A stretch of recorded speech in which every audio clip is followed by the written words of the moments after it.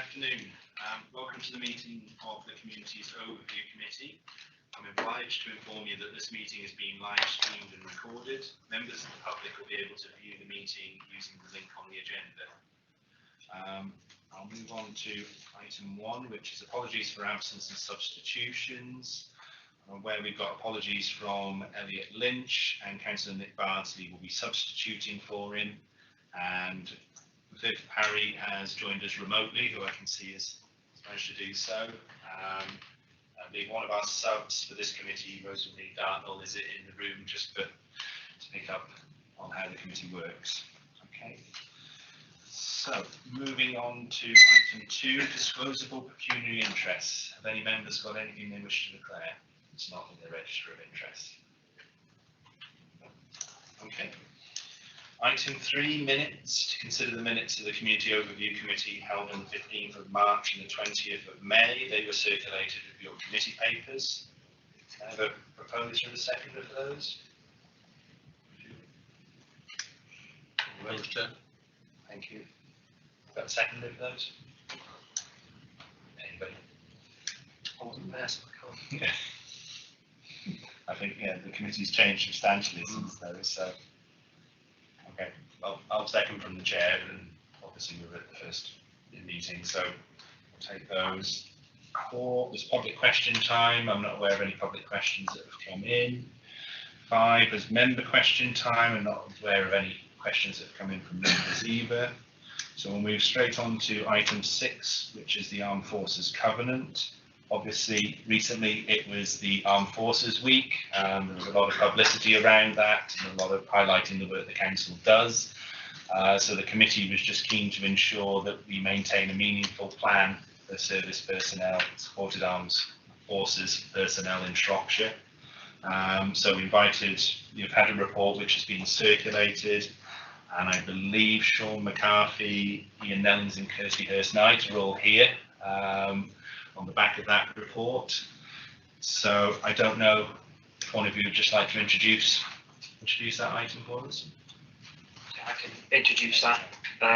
Sean, for those who don't know me, Sean McCarthy, I'm the Leisure Services Projects Officer, but I have the responsibility for the Armed Forces Covenant. So just to give you a little bit of an understanding from a national point of view in terms of the Armed Forces Covenant, it's been in existence, and this council signed it in around 2011, 2012. It's been in existence prior to that in different guises, but it's essentially there to ensure that no former or current serving personnel, family member faces disadvantage, or they are treated with fairness, so they are not put at any disadvantage due to their service, basically. So that's the sort of a national strapline. Just in terms of what we're doing in Shropshire, as Councillor Macy said, the council re-signed the Armed Forces Covenant during Armed Forces Week in June of this year. It's the second time the council have re-signed the Armed Forces Covenant, and it further reinforces the commitment that this council has to work with and support its armed forces community, of which we have a rather large footprint of serving personnel and veterans within Shropshire, given the number of bases that we have throughout the county. We were delighted that the council re-signed the covenant, and in fact we had our Chief Executive Andy Begley and Leader of the Council, Councillor Picton, signed that, which again I think highlights how important this council from a senior officer and political level take the Armed Forces Covenant. The council are also Gold Employer Recognition Scheme holders, and that was an award that we were given in 2017 for the work specifically that Shropshire Council does for the Armed Forces Covenant. It recognises the changes that we've made within the council to recognise how we work with serving personnel, but also our staff that have a connection with spouses, particularly who are in the armed forces. For example, we will work with service spouses around pre and sort of post-deployment for husband or wife to give some additional leave potentially for that individual and stuff.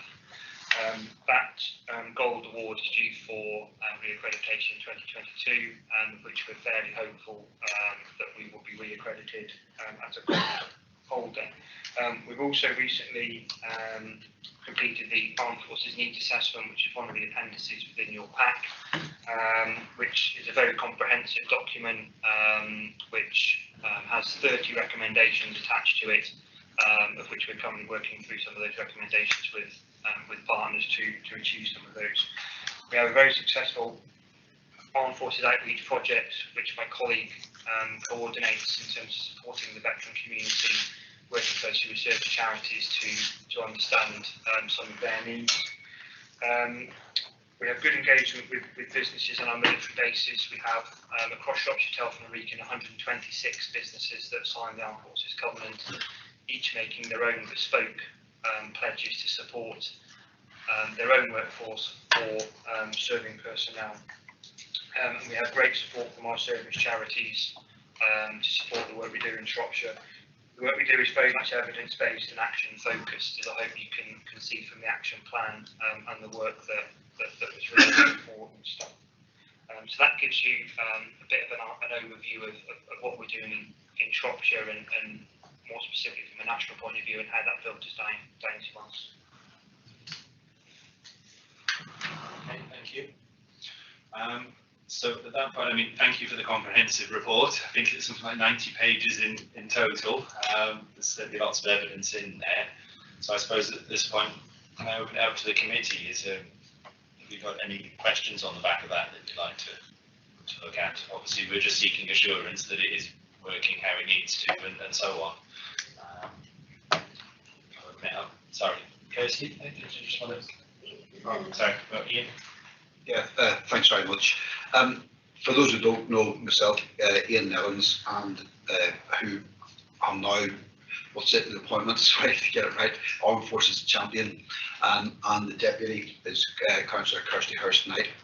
Both of us from a military background. I served 39 years in the regular army, and I'm still a serving reservist, although I'll have to retire this year. And Kirsty served in the Royal Navy. So we have that background, which we hope will help facilitate some of the requirements that come about with the Armed Forces Covenant. My own sort of understanding of it in the past, when leaving the army to settle in an area, there are certain areas where people do need help. There's a lot of areas where people can just get on with it, but it's identifying that small minority who need that assistance when it comes to getting housing, healthcare, particularly those who be injured veterans, etc. I read a Royal British Legion report recently, which suggested there's 24,000 veterans live in Shropshire. We haven't got that verified, but we will hopefully get that from the next census report. But there is a large number, and there are approximately 3,000 regulars when you look at the RAF Cosford, Shawbury and Clive Barracks in Turnhill, not counting obviously the other odds and sods, for want of a better word, from recruiting officers and cadets, etc. So I think what we need to be in a position now is to engage with the West Midlands Reserve Forces and Cadet Force Association, who take the lead on this, and liaise closely with some of the military units, because I think in the past, in some cases, there may be a frozen centre where the one or two people who do need the help don't actually get it. And I think we should now be well placed to maybe tap into that. Our network is helped very much by the work of Sarah in our outreach team, and without that work, we would be in a much more difficult position. So that needs to continue and be supported. And it's recognising it doesn't always need charitable help, so it's just recognising that they are slightly different. If I give you an example, when I was applying for a mortgage when I was leaving the army, I didn't get the best deal because I was retiring from the army. Would a plumber get that same question asked, because he might not be in his job for the next 10 years either? So there are little things like that that we need to be aware of, and hopefully go to doors to see where we can help out where possible. Thanks. Okay, so do you want to? Hello. Yeah, I'd just like to echo a lot of what Ian has said already. It's been wonderful working with Sean and Sarah, the outreach worker. There's lots of projects in line, and it's just been wonderful and a real honour actually as a veteran to coordinate and work with people responsible to look after our armed forces. And we've done some really good work initially, and it's not just about Armed Forces Week. I think that's something that Ian and I are really passionate about, that we are getting involved, getting in the armed forces community, and hope to roll out not just over 1 week but over the 12 months and then further on into the future. So thank you. Can I just ask, in terms of, you've said sort of there was that report of the 24,000 in Shropshire and so on, so what information do we currently get about what veterans might be in the area and others? In terms of having that complete sort of profile, you're saying there may be more. So what are we using at the moment, and what's the potential for adding to that, I suppose? I think we don't. We're based on the British Legion's report, but we will be getting that information hopefully from the census, which did ask the question on the census: have you ever served in the armed forces? And it did have some section if you're already serving, not to tick that box, so that will give us an accurate reading of who did serve. Just to add on to that, we were very thankful to the Royal British Legion to the Count Me In campaign, which got the question onto this year's census around have you served. It will be the first time that we've got a fairly accurate figure for veterans in Shropshire, which will help us in terms of identifying where those veterans are. But also when we're looking to apply for funding to support veterans, we can be very specific in terms of, at that point in time, this was how many veterans we had. Okay. Bart, did you have a question? Councillor Jones, can I ask Ian or Kirsty, what's the process when you leave the army? I presume they have a section that helps people when they leave the army. Do we have full contact with them? Are we liaising with them well enough to know who is leaving the army and when they're coming to our area to help them? Obviously we can't help some of those who've already left as much as we could, perhaps help the ones that now are coming out. So. Yeah, I can answer that. There is an organisation called the Career Transition Career Transition Workshop. What's the actual called? Yeah, Career Transition Partnership. So depending on how long you've served will depend on how much and how long for resettlement and really and funding you get towards that. But everyone leaving the army is entitled to various briefings, reference housing, financial matters, and job opportunities in certain areas. The issue people will have, you've got probably two types of people leaving the army. Well, three, because they're obviously injured people. But if you look at people who settle where they're originally from, so there are people who are from Shropshire who have served in the forces and returned to Shropshire, and then you have immigrants like me who have settled in Shropshire. So that can have difficulties, especially if you're not from the area when it came to housing, etc. So the housing briefs puts people into that signposts into the right places so they know where to go and how to go about it. So in the majority of cases it's well dealt with, both at your unit level and in coordination with the various associations or charities in the area. Okay, Dan Morris. Thanks, Chair. Councillor Morris from Burnell. First of all, I mean, it's a heck of a report. It's it's big. It's very, very detailed, and I do just wonder whether we're hiding a light under the bushel regarding the work that's done here, because not a lot of people know about this, and not a lot of people know what goes on and what happens. Certainly my members of the family wouldn't know that we have a covenant, so I think it's a great report.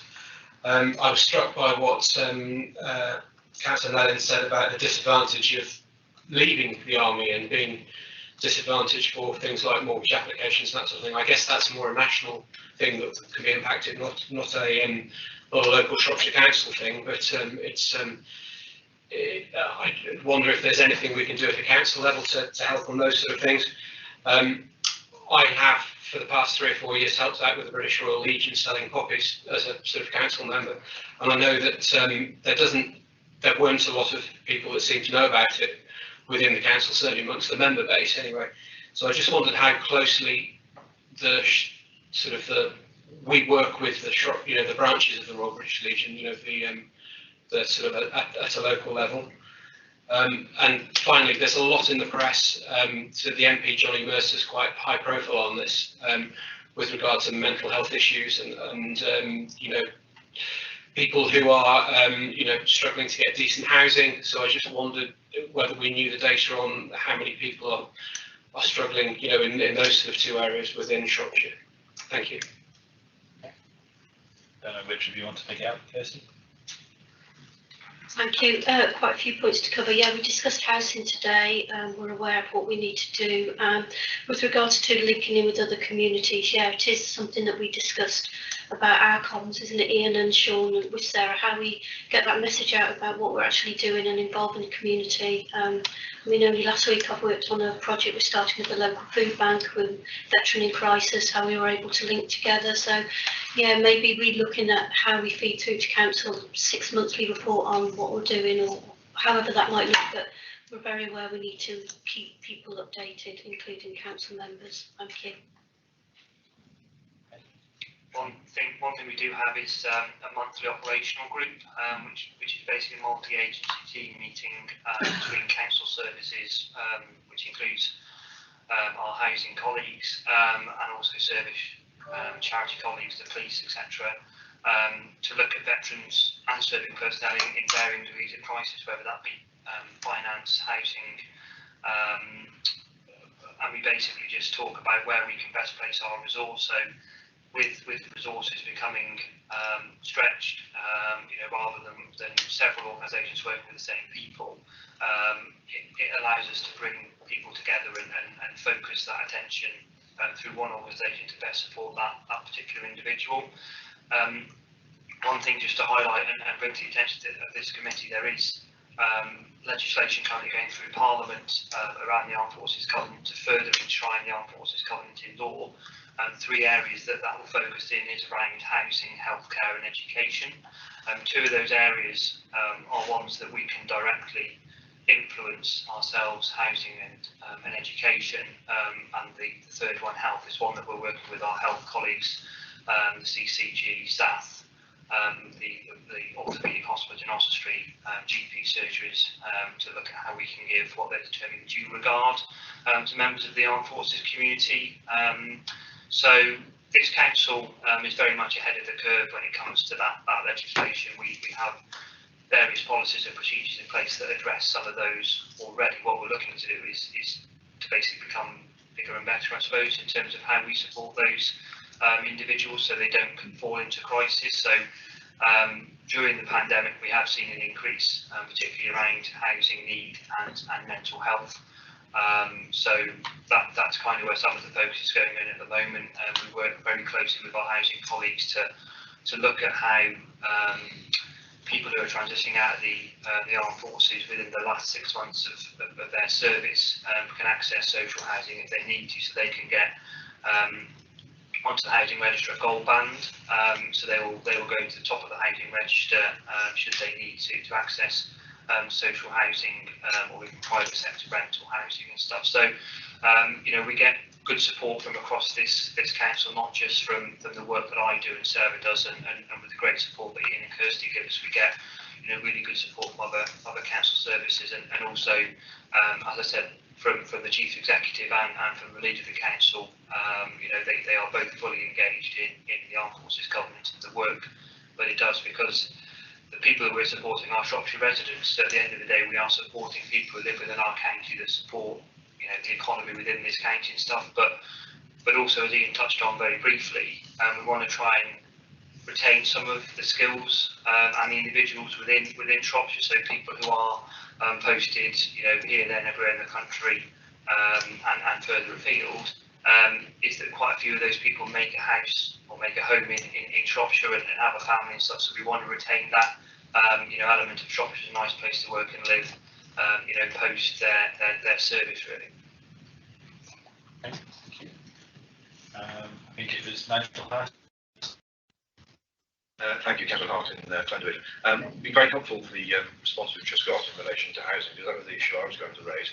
I noticed on page 88 that when we're talking about housing, we don't have anything in the future developments and, you know, what are we going to do column.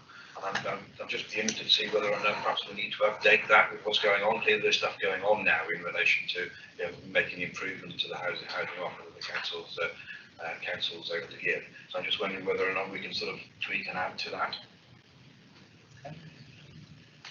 In short, yes, and the reason we haven't addressed that yet is because of the legislation that's going through at the moment. So we didn't want to sort of preempt something that then might not fall in line with the legislation that's currently going through Parliament. So timescale on that legislation, it's going through the House of Parliament at the moment. I think it's on its third reading before it goes to the House of Lords, which will then gain royal assent in the autumn, and we'll have a 6-month implementation period through until the middle of 2022. So at that point, we'll be in a much better position to actually then address and update, particularly around healthcare, housing and education.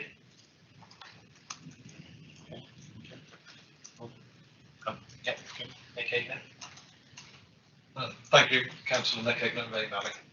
Just want to ask a question about the Army Cadets, of which there is an Army Cadets hut in my area.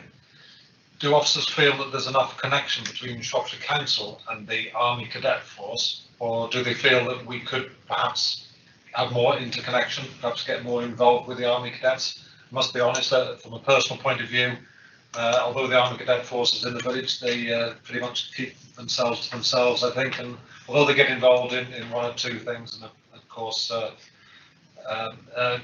do one or two parades, but I just wonder whether they feel that we should have more interconnection between the council and the Army Cadet Force. So our main link through to the cadets is through the West Midlands Reserve Forces and Cadets Association, who their head office is based in Birmingham, but they have a local regional person that we work quite closely with, and we also work quite closely with some of the commanding officers of those cadet units. We could probably work closely with the cadets on some of our events. They do support some of our events. You know, some of those individuals you'll see around remembrance, they'll get involved with the poppy appeal, with bucket collections, etc. and stuff. So we do have a connection with the cadets, but we probably could work closer with them in certain areas. There's probably some areas that we don't work that actively with them, but it's also dependent upon what we've got to work with them for as well. So it's not sort of just working with them for the sake of saying we work with them, it's actually having something quite tangible to work with them. But certainly on some of our events, they'll support us in terms of a sort of volunteer role. Yeah. Thank you. Can I just ask, in relation to needs assessment said about help and so on, obviously we're not the main provider in that, and we're not alone. There's obviously lots of other health organisations we're working with in Shropshire. So what sort of links do we have to those, and what sort of things specifically are they doing around this? We're in the process of working with the clinical commissioning group to sign the Armed Forces Covenant. The reason they haven't signed is obviously they've gone through their merger, so we didn't want to get them to sign and then have to re-sign when they merge. So we're working with them to do that. We're also working with the CCG to support us to work closer with our GP practices. The GP practices can become a GP-friendly accredited practice. Currently there's about 11 in Shropshire. We're currently working with the CCG to identify more practices that can gain that accreditation. It just better understands and reinforces veterans. There's a particular code that the veterans can have on their patient notes, which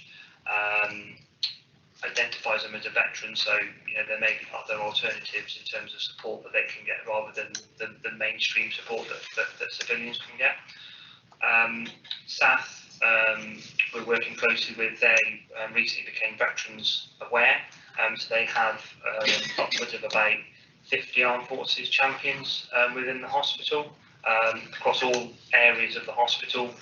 and they basically support people who come into the hospital for a variety of reasons, whether it be outpatients, whether it be for routine appointments, or whether it be for hospital admissions. They have a particular badge that identifies them as a veterans champion, and we have really found that is getting some traction, because people associate with that, and actually it does open up conversations.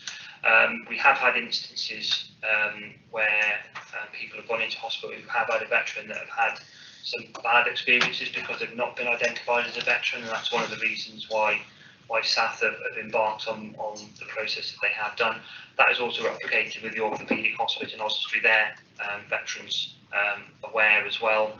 So we're working really closely with both of our major primary health providers, of which the orthopaedic, some of you may be aware that they had £6 million from the Headley Court Trust given to them a few months back, to basically build a dedicated veterans wing of their hospital. So they will provide, and they will be the only hospital within the UK that will provide dedicated veterans support. The sod cutting ceremony was probably about a month ago, so they're getting on with the bill for that, which is hopefully going to come to fruition sort of in the middle of 2022. It's a groundbreaking element to the hospital in terms of the technology that it will have. It will also encompass welfare elements to that, so we'll be able to deal with the welfare elements of veterans coming into the hospital, which is something that the hospital identified quite early on in the process, that they can deal with the orthopaedic needs of veterans, but they can't deal with their welfare concerns and stuff. So that's where we've been working with the hospital quite closely. Okay, thank you. Going past that daily, I can tell you they're not hanging around and getting it built. There's something going on every day there. So, members, any other members got questions? Yes, please. Yes, please. Oh, sorry, I'll come to you in a second, Viv. Sorry, I just heard the voice.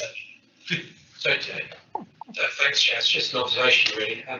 Just in the same way that we quite rightly consider green issues when in all aspects of the council, I'm just thinking in the same way that I was obviously for in gold band example for housing, which Sean McCarthy sort of picked up and emphasised that there might be other ways in council that we might be able to proactively support or sort of bump, service leavers up. It might be, I don't know, school places, for example, or something like that. There might be another way where we might be able to proactively support service leavers in that way. So, thank you. So, and I suppose just picking up on that point, I mean, we've got Kirsty here. I'm guessing on the education point, I suppose it's what are we doing around that, like we're doing with the housing? Is there anything we're doing within education, I suppose, self-assured?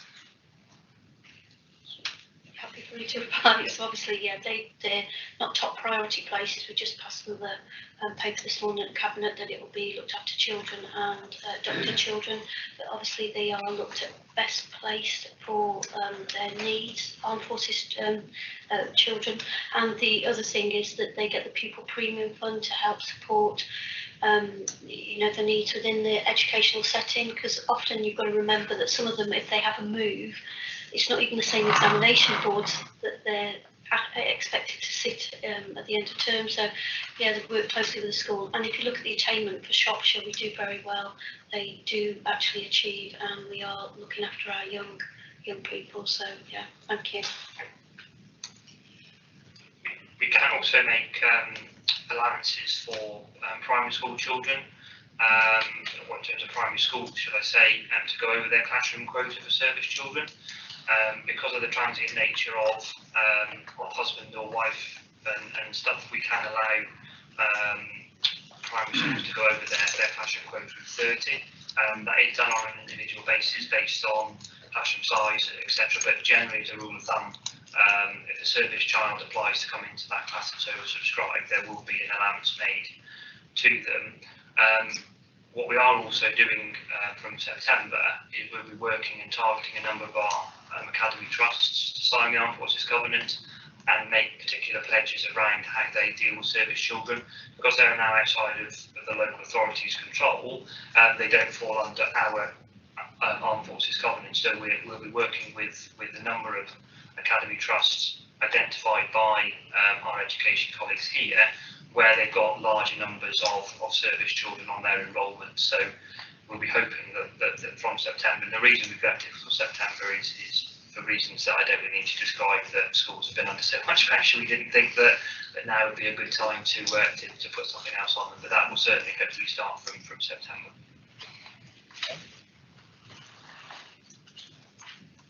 Got any other questions coming from people? So I suppose from our perspective, obviously you acknowledge there might be it's really identifying those hard cases within this, and the needs assessment gives you an overall picture and so on. I suppose is there anything you think might be missing in there? And just, I suppose from our point of view as a council, how well resourced or not, or is it, and should it be in the future, I suppose? I think the one point to pick up there is the resourcing issue. Obviously, from my point of view, it's absorbed within my substantive role within the council, and my colleague Sarah Kerr, who does our outreach work, is on a fixed term contract until March next year. So we are looking at alternative funding to carry on with Sarah's work, but to continue with the work that we are currently doing, and to keep the council in the place that it currently is. Obviously that needs to be properly resourced, in terms of the work that this or the covenant does throw up, and obviously with the new legislation coming, I think that will even sort of further increase the amount of work that we'll have to do. Oh, did Viv want to speak? Sorry, yes, I completely forgot. Viv is on that. I did say I'd bring her in. Sorry. Listen very, very closely, actually. I'm very interested in this. My daughter was in the army. She works now at Staffordshire, and she puts Wi-Fi into army homes. I just wondered if I needed to declare that, actually. But the main thing really is, with being the access lady for Ludlow, I've come across 2 or 3 disabled veterans, having been in the Royal British Legion ladies section for over 30 years. We don't have a British Legion section anymore, but I still, when I go from door to door, I come across these people. They do find it hard to get decent homes. They don't have people that really understand that if you're disabled, and very severely disabled, one of them, they've just had a new baby, they've got 3 other children in the family. It can be very hard if you've got only the wife to be able to explain what's going on, because it really affected this person's speech, and also the way he moved his body, and the disability he had with it. I am quite friendly now with Connexus and the lady there, and I'm hoping if I could have more information, if I could sort of help some of the other disabled people who belong to the army and have had to come out, it would really help. I don't mind you having my telephone number and finding out, giving me more information. Okay, Did you get all that? Sorry. Yes, we got you. Thank you. I suppose that throws up just one quick question. The housing associations in the county, are we aware if any of them have signed up to the covenant in any way?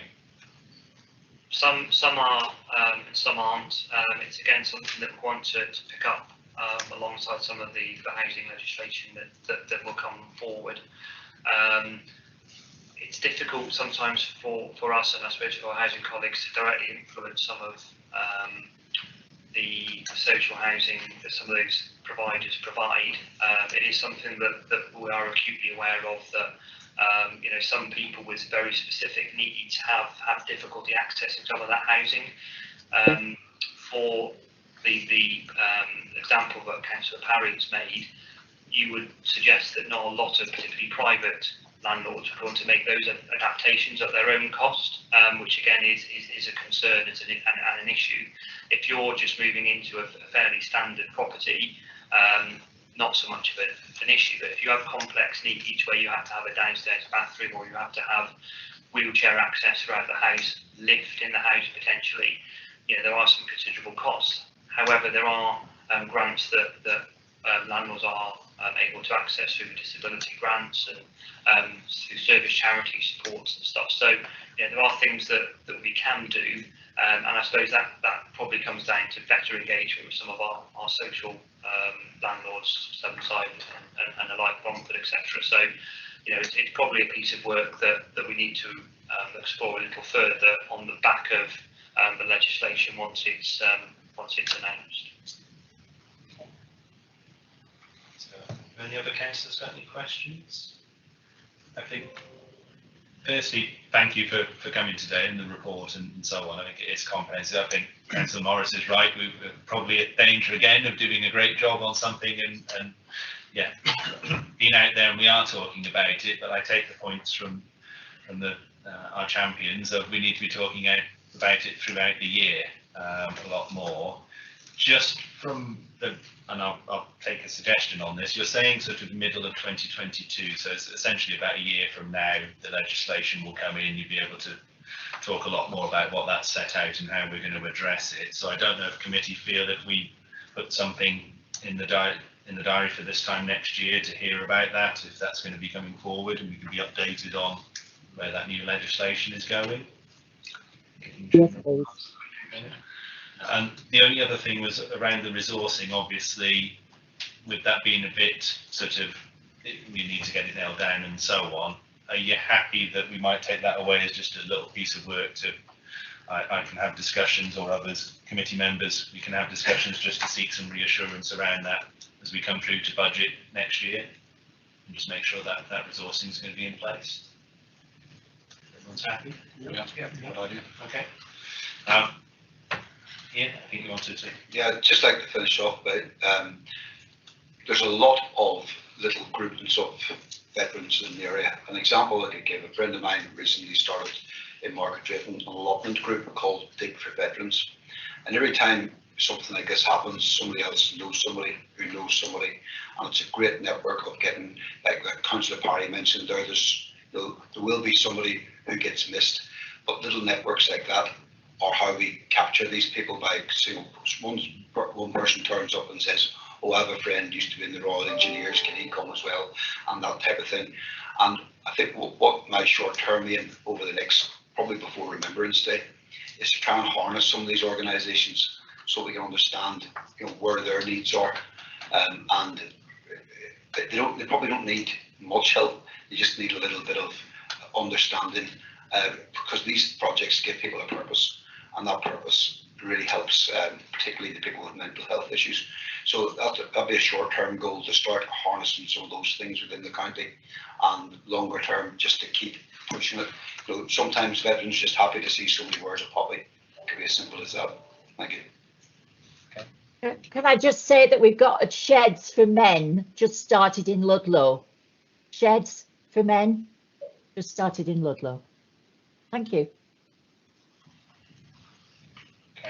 In that case, I think we'd say keep up the good work, and then we'll add it to next year's agenda, and we'll also look to follow up on the resourcing side of it in the short term as well. But thank you very much. So you are free to stay, or you are free to other things. Thank you.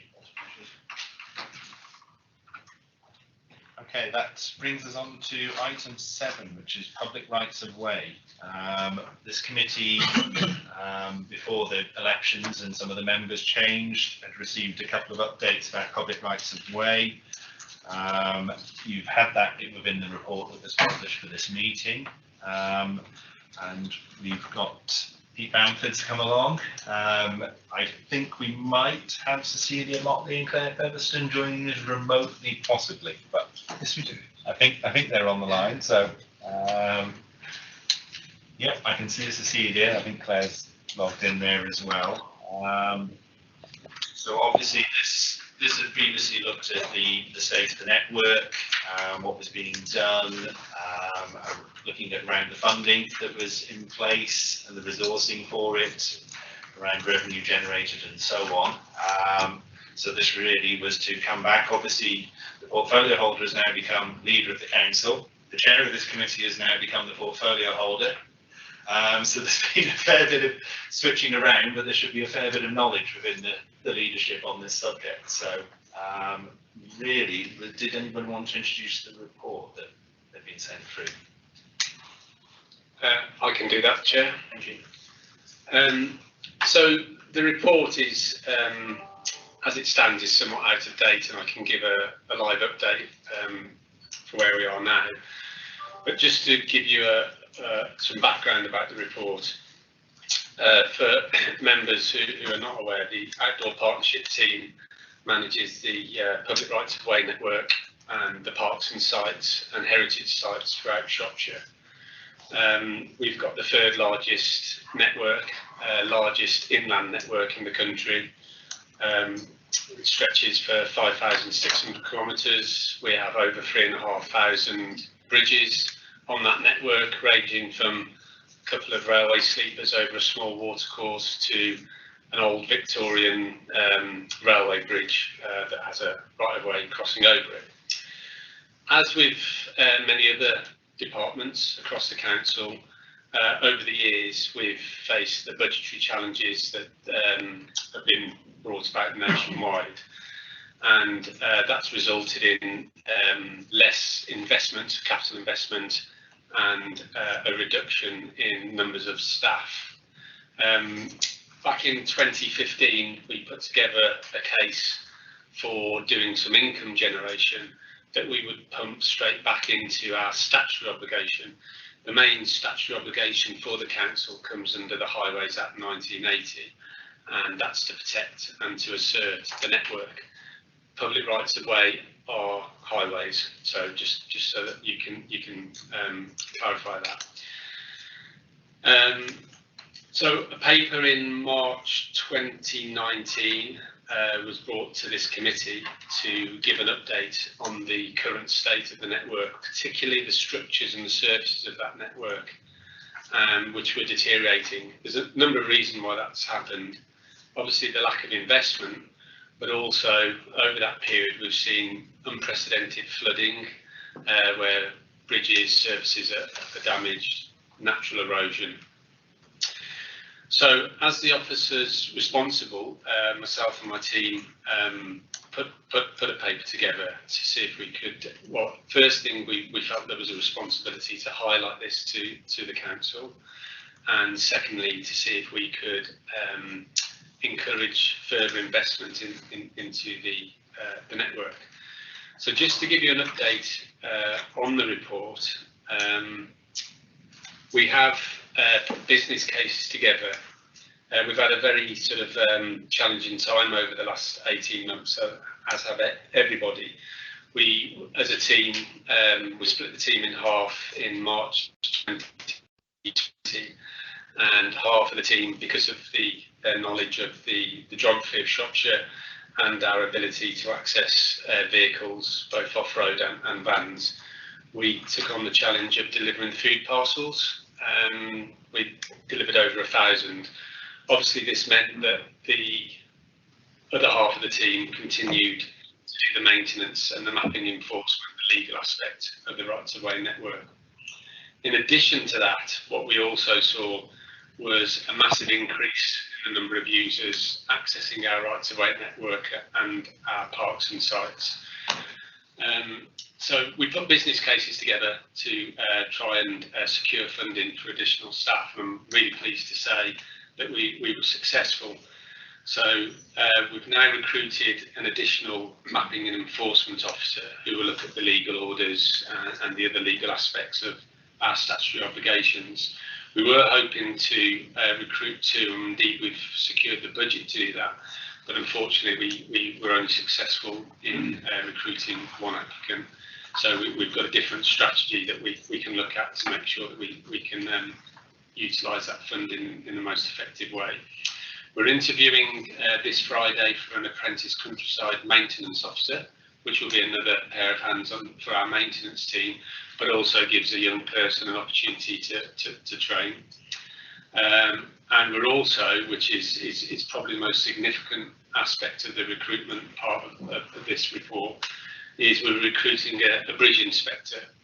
So at the time of writing that business case, we secured the revenue to cover the costs of the bridge inspector, but we had no capital secured to do any work when the findings that officer came back to us with. Our budget is tied up with the highways budget, and I'm sure all members know that's come under increasing pressure, both from its reduction, but also from the the current conditions of our roads.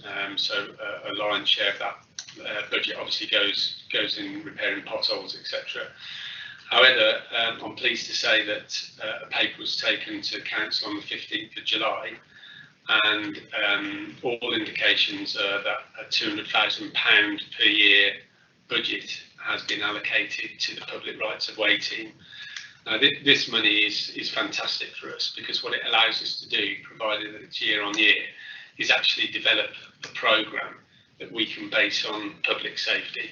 Some of these structures, if they're left without any investment, we only have one option, and that's to close that part of the network. It's not just a simple case of putting a sign up. We have to go to the Secretary of State. It costs us about £6,000. And after 6 months, the Secretary of State can come back and actually enforce us to do the work, so that part of the network is reopened. Did I see a hand up? Do you want me to set the question there, Jordan?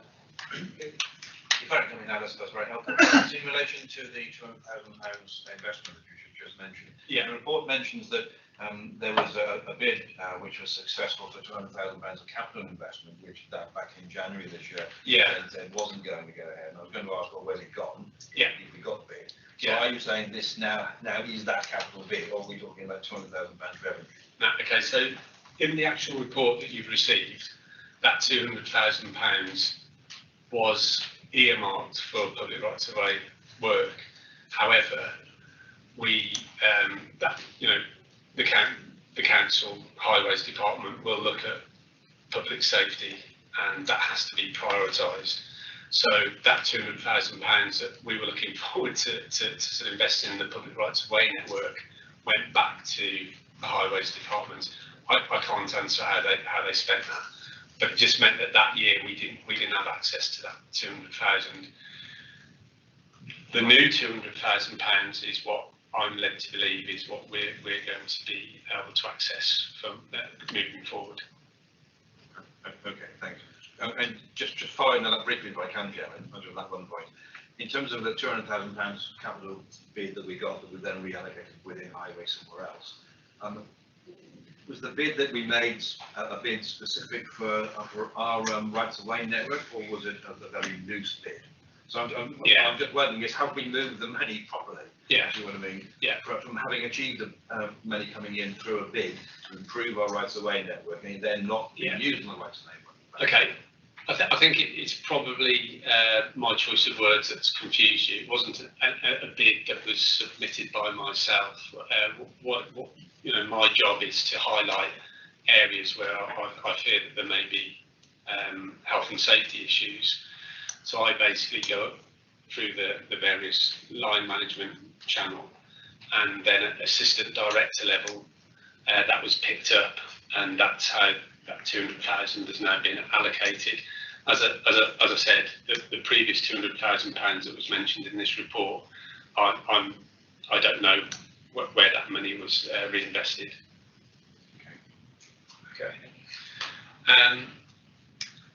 The other thing, as I did touch on earlier, is that we do feel that we have an opportunity and a responsibility as a team to generate income that may sound a peculiar thing for a public servant to be saying, but that money is invested back into our statutory requirements.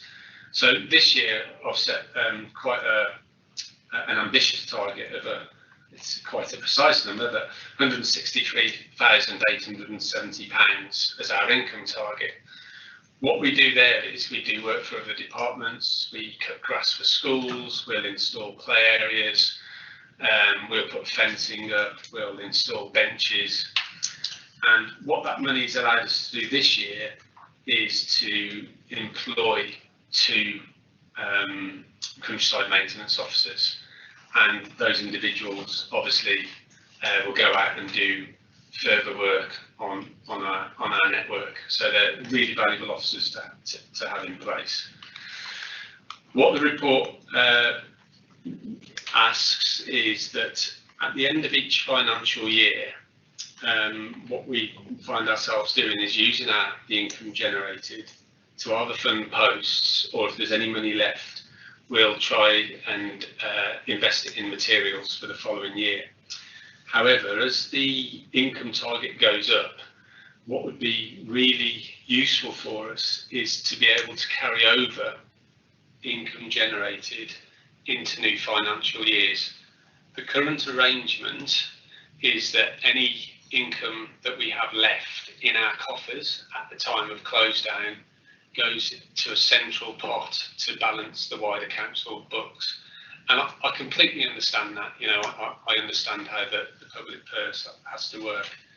However, if we are to realise our ongoing ambitions as a team that generates income, as a team that then uses that income to meet our statutory requirement and reduce the burden of our statutory requirement on the public purse, I need to be able to set up depreciation funds for equipment ranging from chainsaws through to 4-wheel drive vehicles, diggers, etc., etc.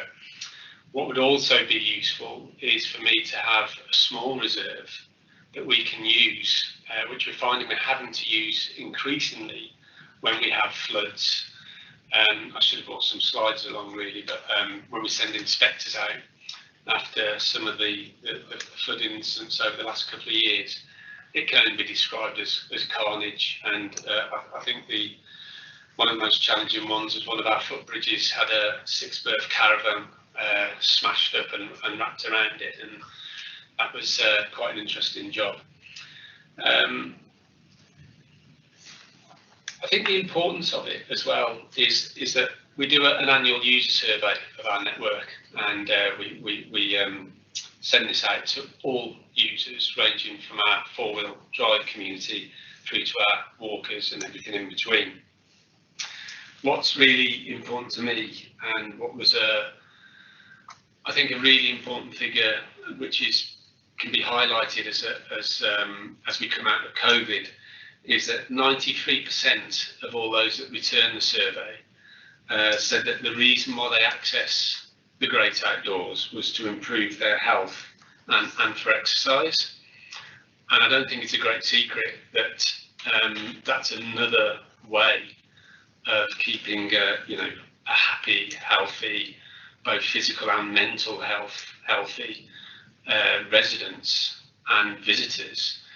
And the ongoing, the knock-on effect of that, hopefully, is the reduction in the cost to adult social care, etc., the health service, etc., etc. So as a team, over the years, we have actually explored those routes even further, and we're now looking at education programs at our parks. We're part of the holiday activity package that the council are offering over the summer holiday, and we're also continually working with volunteers. And I must say, without the volunteers, our network wouldn't be as accessible or in a condition that it is today. With regards to future challenges, we're still seeing high numbers of users. Some of those users follow the newly released Natural England Countryside Code. Some, as you can imagine, don't. As with all authorities, we have issues with dogs. We have issues with different users coming together at the same time, normally at high speed. We have increased litter. We have increased issues being reported, and we're managing this, as I say, with public safety as a priority. See another hand up, Chair. You want to say that question? I just want to indicate that I'd like to ask some questions. I'll let you carry on. So. Okay. The other thing just to point out in terms of budget challenges in the future is timber has gone up by 50% since March 2021, and the availability of timber has led to long lead-in times. So we're still waiting for materials ordered in November and February. We can build certain bridges, and we build those in kit form, but obviously we're dependent on timber. And when the timber doesn't turn up, and when the price increases by 50%, that can be a challenge to our budget. We currently spend approximately, and it is approximately depending on our work programmes, about £65,000 on timber a year.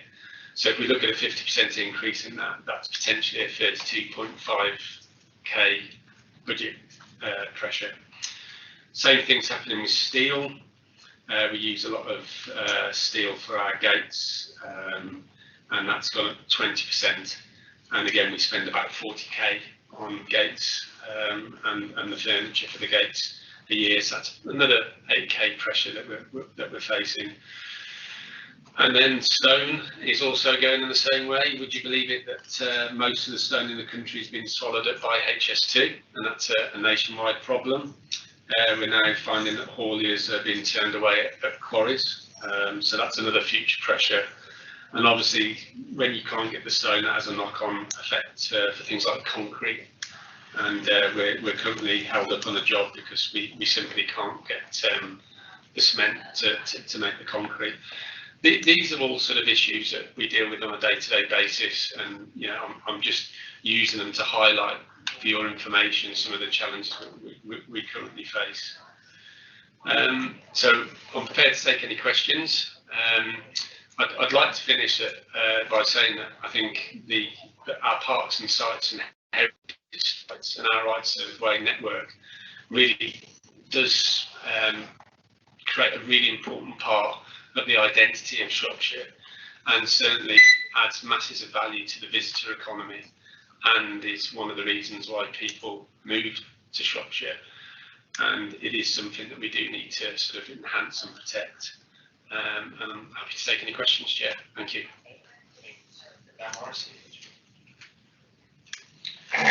Thanks, Pete. It's a great report. Thank you for speaking. So a couple of observations, really.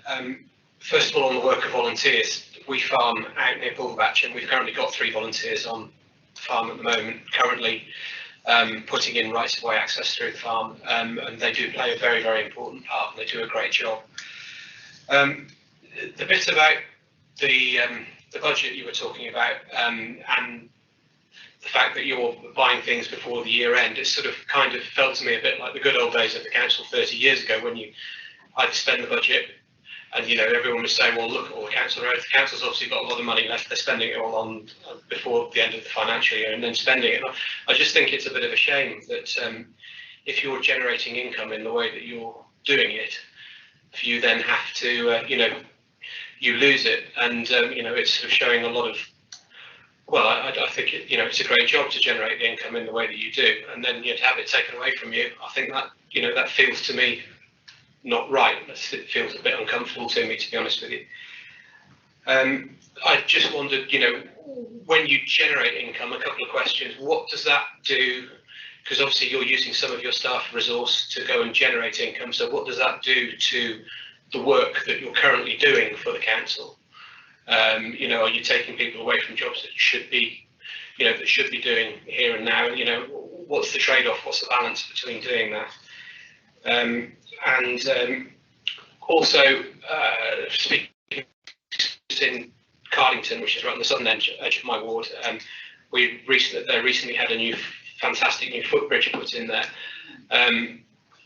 It took a long time to get sorted out, to the point that we got quotes from the private sector to try and get it covered off, which were about a third of the cost of what it would have cost for Shropshire Council to do it. We weren't allowed to do it for all sorts of legal reasons or statutory reasons. So I just wondered whether there's an opportunity for, sometimes tendering out some of the work outside of the council work as opposed to help with budgetary. I appreciate there's a lot in there, Pete, and I'm happy to talk some of it offline, but if you could come back on 1 or 2 of those, I'd appreciate it. Yeah, thank you, Councillor Morris. In terms of the trade-off, you are absolutely right. Obviously, when we've got members of our countryside maintenance team going out doing work, what we class as income generation.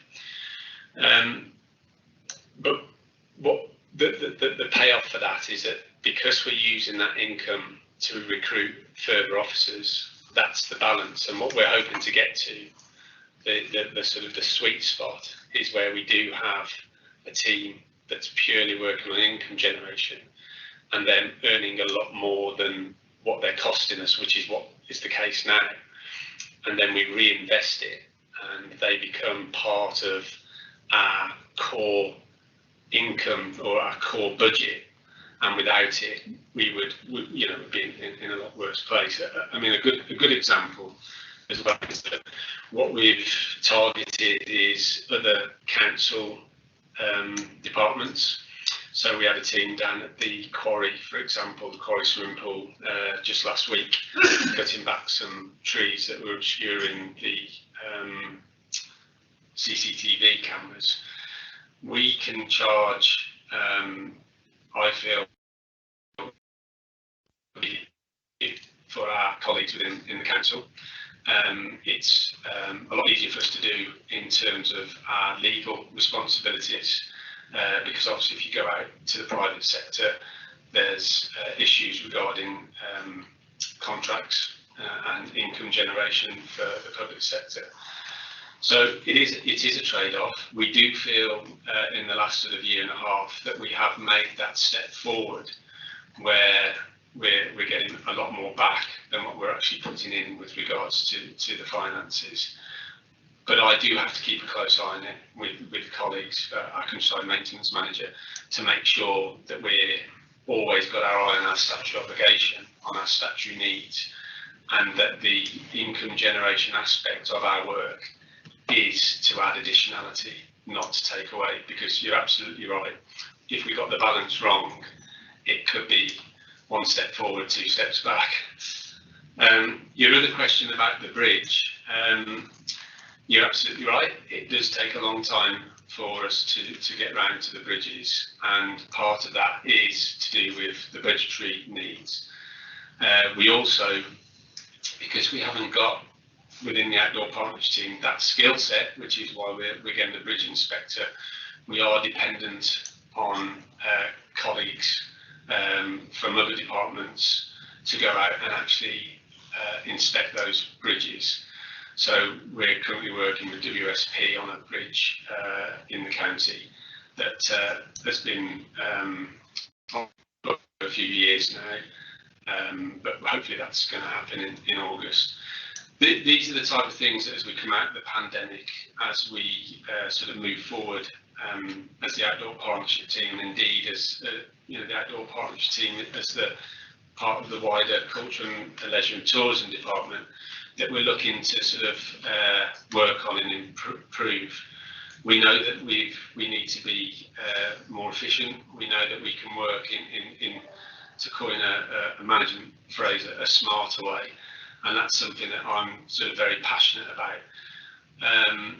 We've got a great team of people, and they're committed to their work.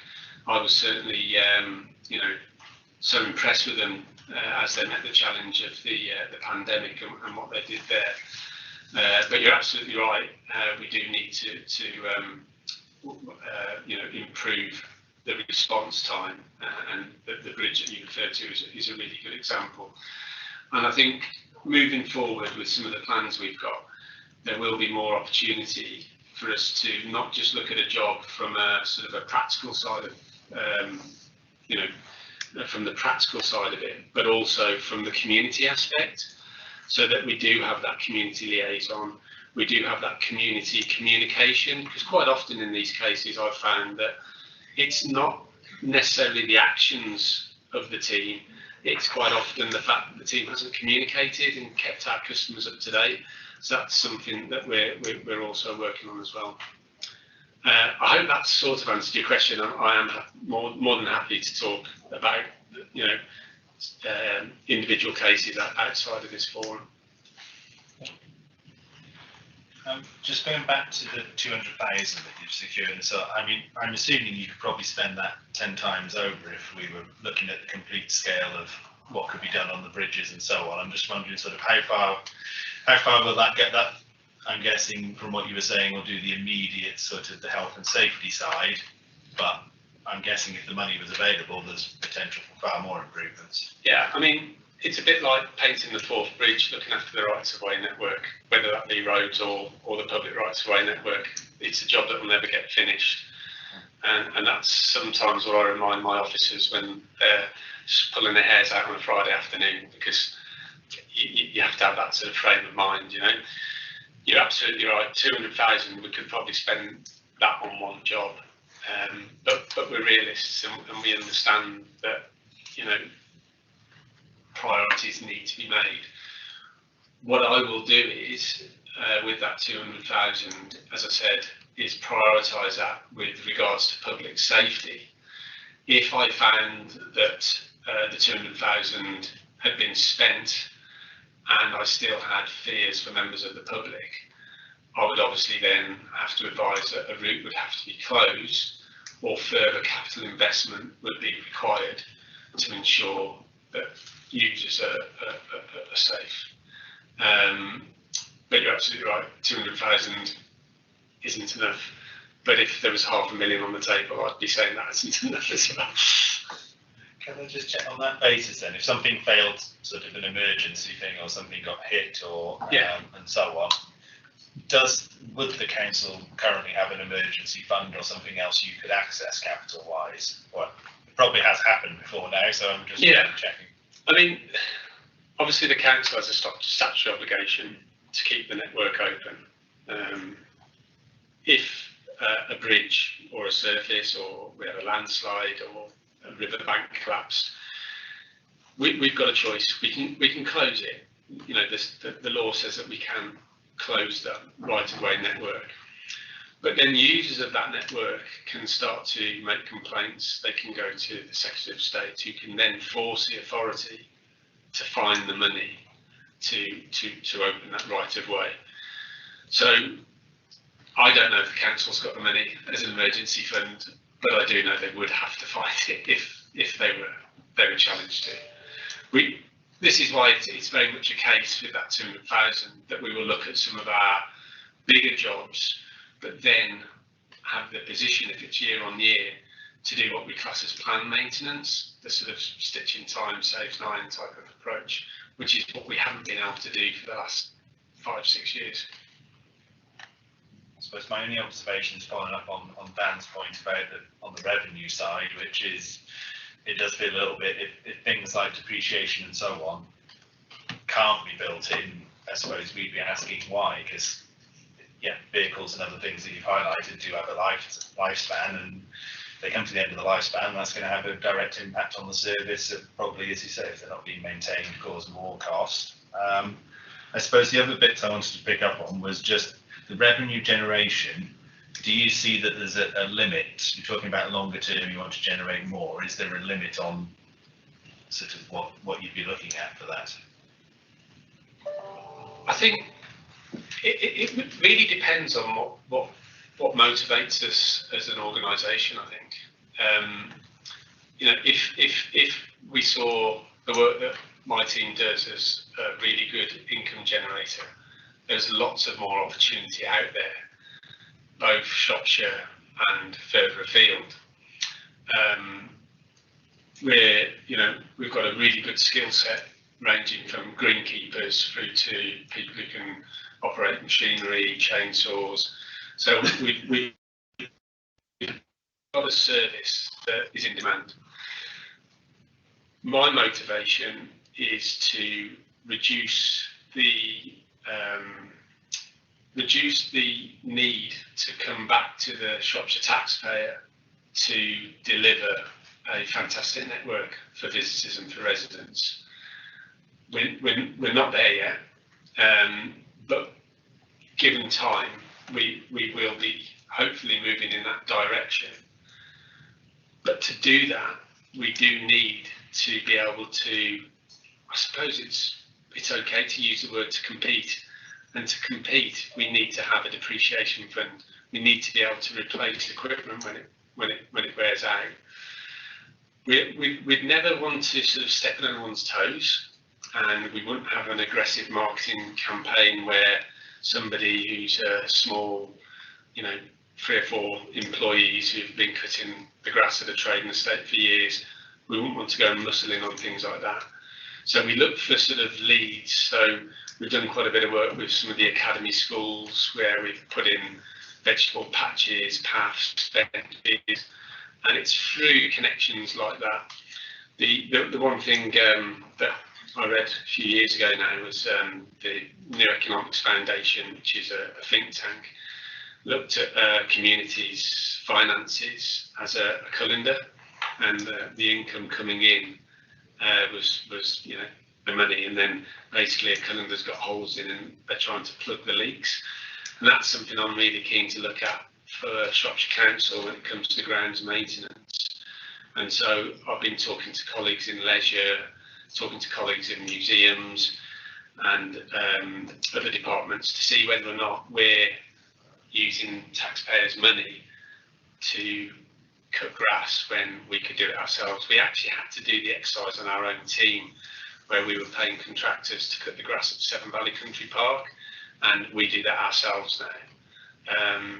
So that's something else that we can look at in terms of income generation. And the only other one it prompted was, have we done any comparison with this sort of, with Dan saying others can come in and do it for a certain price and so on? I suppose if you want to increase the income generation without, as you say, sort of competing to muscle them out, but are we competing at a similar sort of level, or can we get to that point, I suppose, for value? Yeah, I mean, again, we have to be careful because if we go in too cheap, we've got to remember that all our equipment and the salaries for our staff is paid by the public purse, and that's why we've been working with the legal team with regards to what type of contracts, what type of work we can actually compete for. If we're doing work for the public sector, we can basically charge what we like, really. If we're doing work for the private sector, we have to do it at cost. But I think we are competitive. We have won some really good contracts, and at times when people ask us to put a price in, like any other contractor, if we don't want the work, we'll put in a price that, if we get it, we'll definitely do it because it's worth our while. But most people go, no, thanks. But we certainly can compete.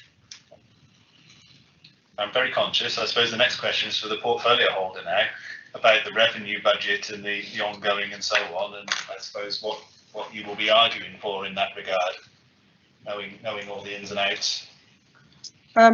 Yeah, thank you very much indeed, Chairman. And I am actually the poacher turned gamekeeper here, because this issue about, as it were, retention of surplus funding first came to light. I think it was probably the very first time that we brought the issue of, the public rights of way network up before the committee. I think that was 2019, and then we had another catch up in 2020. And of course, this service was one of those that was particularly, in an odd way, badly affected by COVID.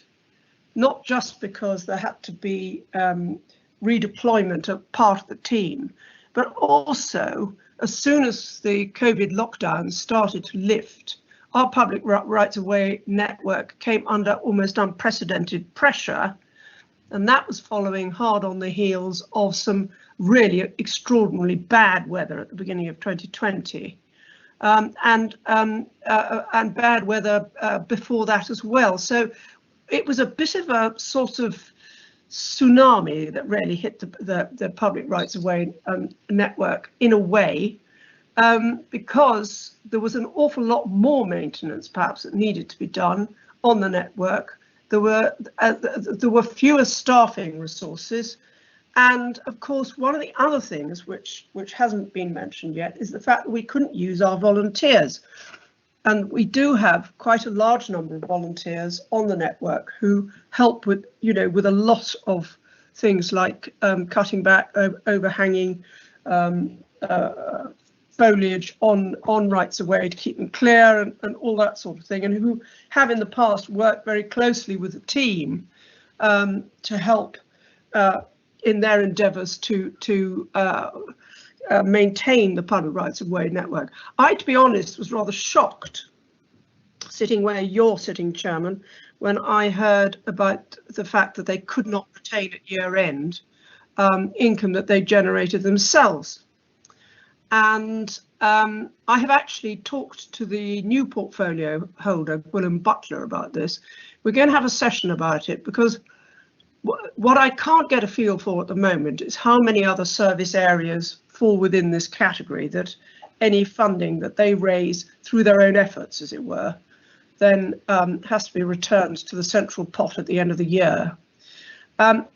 In the case of the public rights of way, I think this is a real handicap, because this is a service which could grow exponentially and could also be really quite an important income provider for the council if we had the resources to do that. Because there's obviously the willingness to do that. We've got a lot of expertise, as Pete Bamford has said, within the team, and I think it's an opportunity that we really need to make more of. So I will be actually taking this one by the nose, as it were, and really having a good go at it. I know that the Cabinet is going to be discussing budgetary issues in detail in September, and that's when I intend to bring this up, because I just think that we've got a situation where we're going to miss out on all sorts of opportunities if we're not careful. And at the same time, we are working with a team with a lot of expertise, but under a lot of pressure anyway, because of the backlog of repairs, particularly to bridges, that have happened either during lockdown or as a result of the floods that happened at the beginning of 2020, or indeed before then. So there is a lot of work, but we are very lucky in our staff, I think, and we're very lucky in our team. So that's how I'm intending to take this forward. Start putting quite a lot of pressure on, because this is a team which won't be wasting that money. Thank you, Cecilia. Can I just ask you one question? Just taking the depreciation as a separate issue, because that seems to be part of the cost of running a service. It doesn't seem absolutely. So are you going to be arguing for that separate? Oh, very much. I mean that in a way should almost be a starting point, because it's all very well if you're doing more work but you don't have a depreciation fund and you can't maintain your equipment, whether it be chainsaws or vehicles or whatever it happens to be, at the end of the day you're on hiding to nothing if you then have to reinvest money that you don't have because you don't have a depreciation fund and you can't actually solve problems before they get too bad. And I think that's an absolutely basic thing. And in fact, the strongest argument for asking for income retention, in my view, is precisely because of the need, particularly with this team which works outdoors all the time, to set funds aside for depreciation. Any councillors got any questions?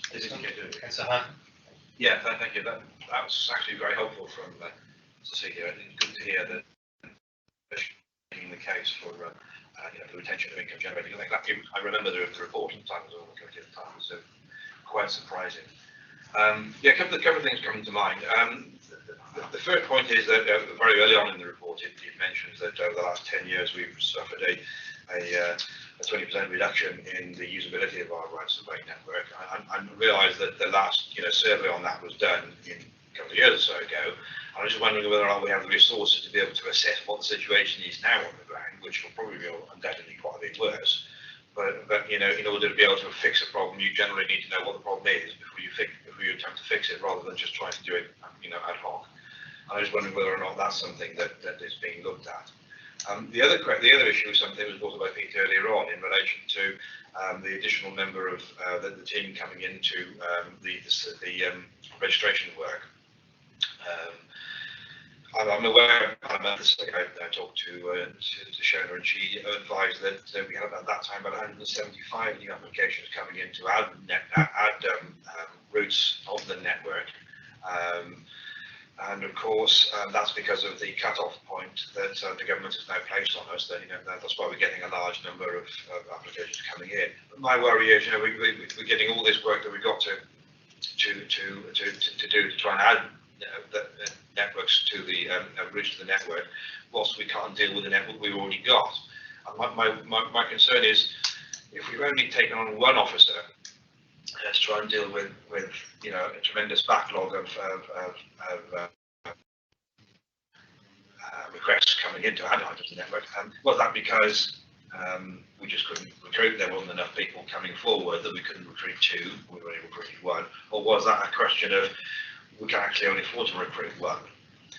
My worry is that if we don't deal with the problem, as has been pointed out by Pete, the government has, the applicants rather, have the right to appeal to the Secretary of State if those applications are not dealt with within a reasonable period of time, which is normally a year, and then that puts us in a position of having to put out funding, when we just don't have money to do so.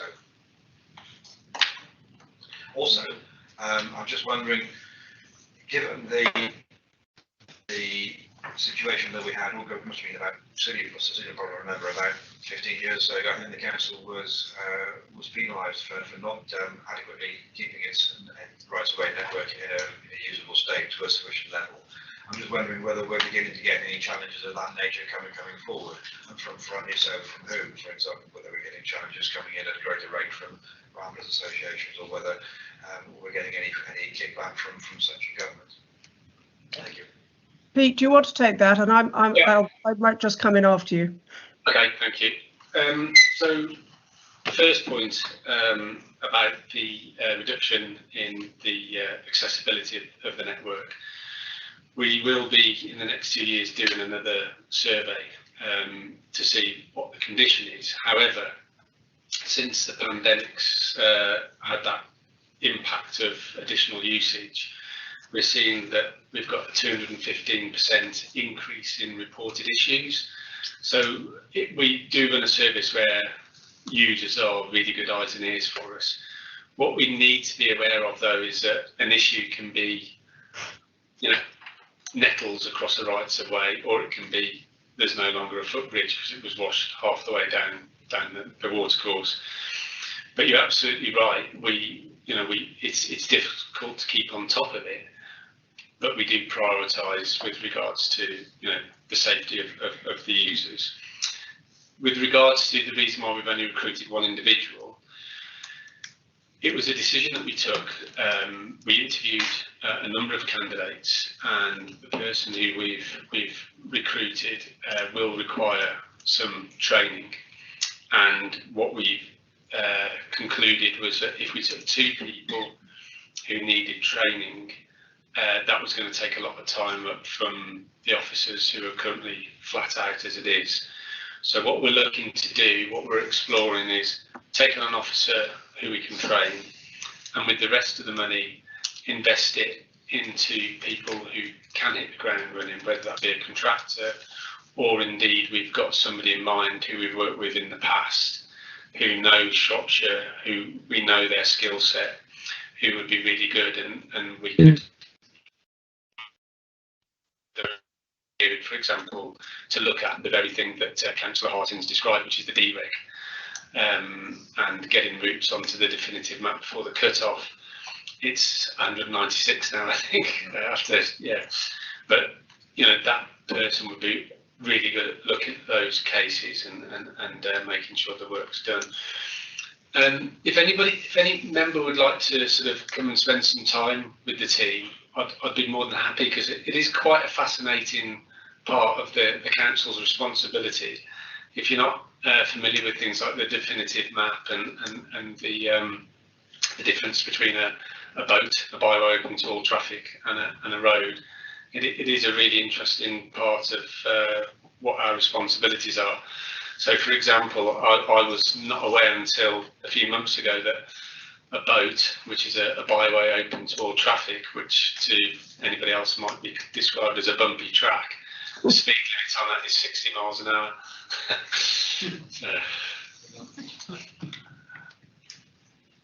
Chairman, could I just sort of slightly follow up from that and make a general point, which is basically that, in my view, I mean, we've just produced a cultural strategy in the community and tourism service, and that cultural strategy makes a lot of reference to the great outdoors and the well-being aspects of using the great outdoors and appreciating the great outdoors and the beneficial effect that it has on health and well-being, and in particular on mental health. And I think it's also worth pointing out that Claire Featherstone and her team have been extremely successful in now beginning to seriously raise the whole profile of culture, leisure and tourism. And as a result of this, the public rights of way network, if anything, is coming up on the leaderboard, as it were, really quite fast, because people realise that they can't actually really enjoy the great outdoors without at some point or another using part of the public rights of way network. And therefore, I'm very hopeful that the rest of the council will begin to appreciate quite what a resource we have on our doorstep, and the fact that we really need to make more of it, because it is one of the stars of Shropshire. It really